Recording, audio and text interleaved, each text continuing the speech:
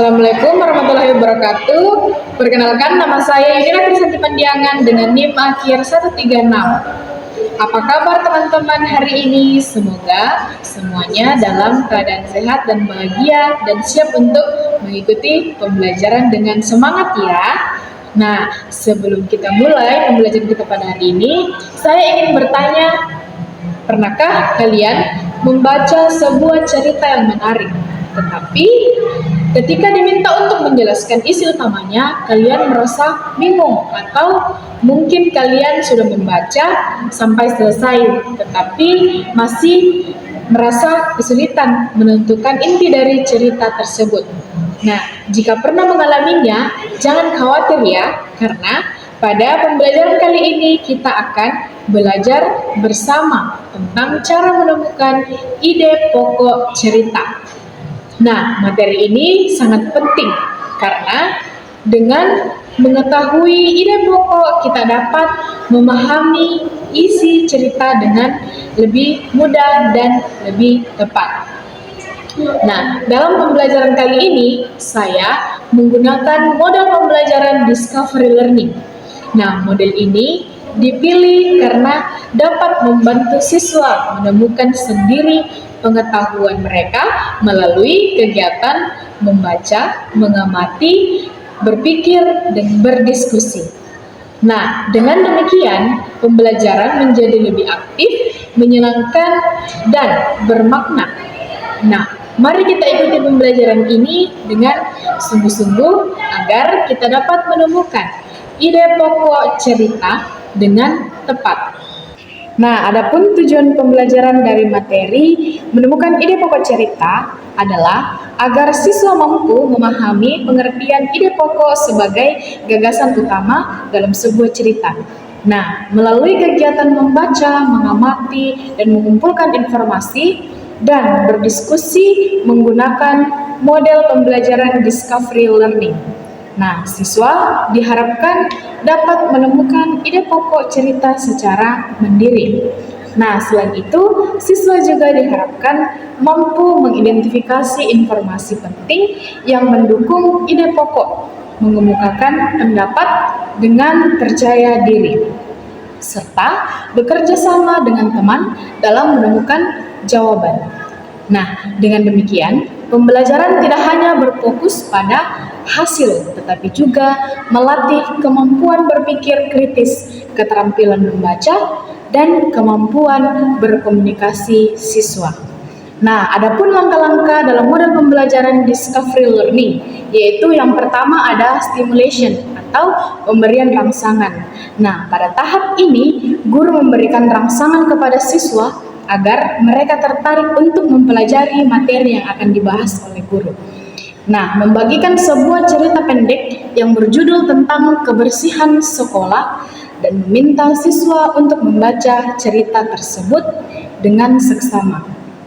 Nah, guru juga dapat menampilkan gambar seperti lingkungan sekolah yang bersih dan lingkungan sekolah yang kotor untuk menarik perhatian siswa. Nah, setelah membaca cerita, guru mengajukan beberapa pertanyaan pemantik seperti yaitu apa yang kalian pahami setelah membaca cerita ini? Lalu, apa saja tokoh yang ada dalam cerita tersebut? Nah, menurut kalian, pesan apa sih yang ingin disampaikan oleh penulis? Nah, melalui pertanyaan tersebut, rasa ingin tahu siswa mulai muncul sehingga mereka termotivasi untuk mencari tahu inti atau gagasan utama dari sebuah cerita yang mereka baca. Nah, langkah yang kedua itu ada namanya problem statement atau identifikasi masalah. Nah, setelah siswa tertarik pada cerita yang mereka baca, guru mengarahkan mereka untuk menemukan sebuah masalah yang akan dipelajari. Nah, guru juga menjelaskan bahwa setiap cerita memiliki suatu gagasan utama atau ide pokok yang menjadi inti pembahasan.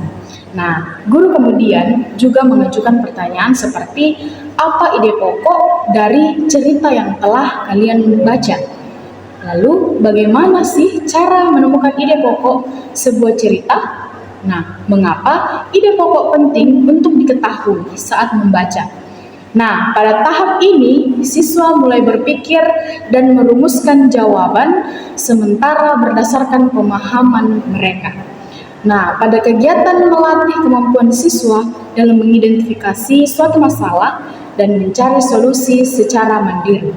Nah, langkah yang ketiga yaitu ada data collection atau pengumpulan data.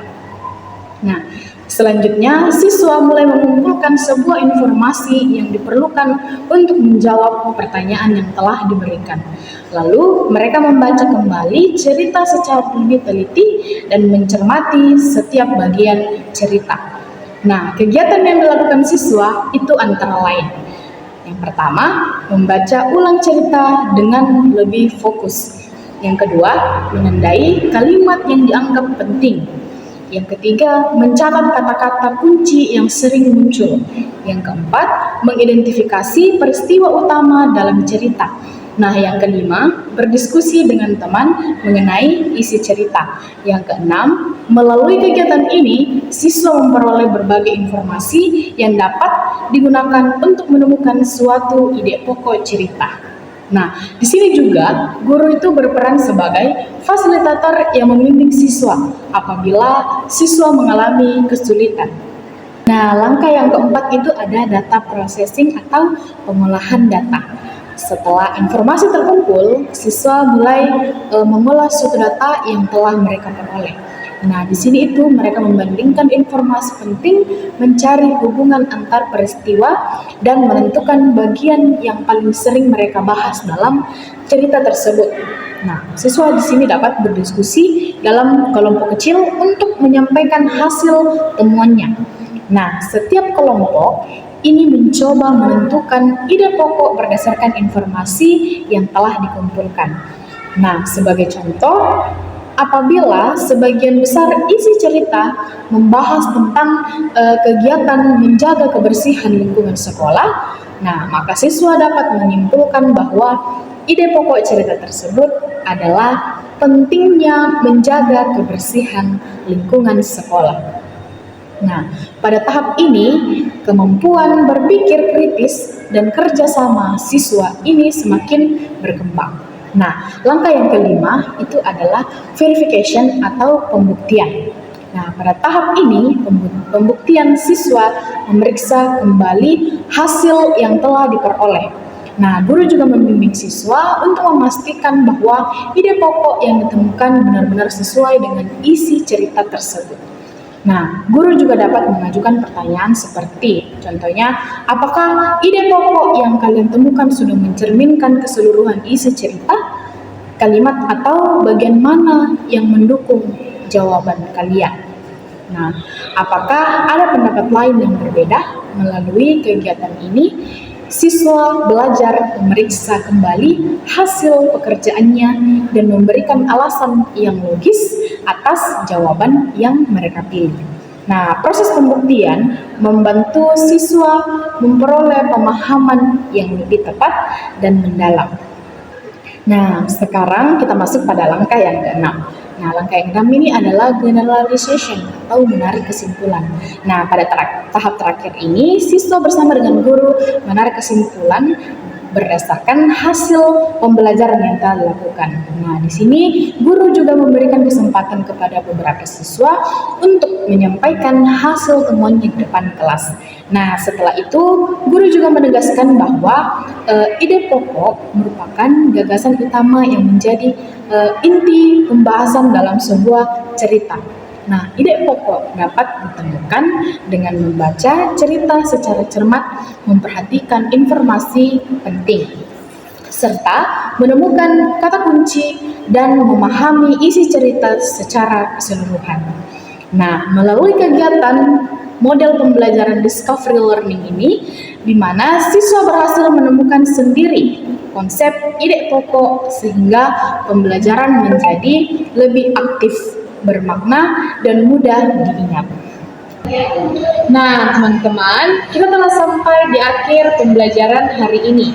Kita sudah mempelajari cara menemukan ide pokok cerita dengan menggunakan model pembelajaran discovery learning.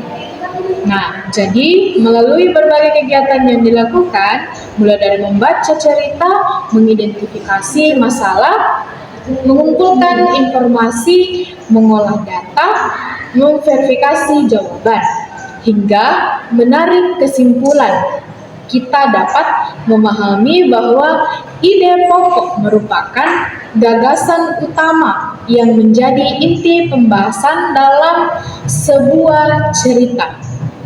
Nah, saya berharap setelah mengikuti pembelajaran ini, teman-teman dapat lebih mudah memahami isi bacaan dan mampu menentukan ide pokok dengan benar.